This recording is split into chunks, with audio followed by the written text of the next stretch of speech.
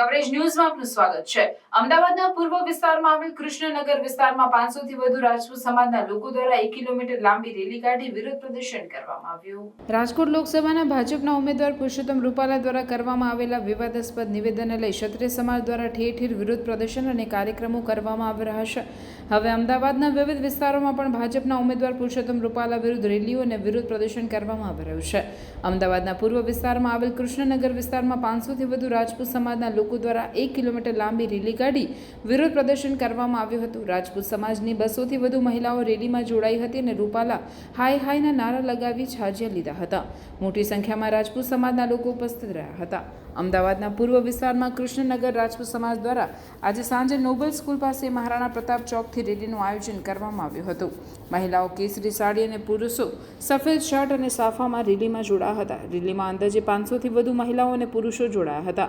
Maharana Pratap ચોકથી rally નીકળી જય સોમનાથ થઈ અને પરત મહારાણા પ્રતાપ ચોક ખાતે પહોંચી હતી। રેલીમાં રાજપૂત સમાજના ભાઈઓ અને બહેનોએ રૂપાલા હાય હાયના નારા લગાવ્યા હતા।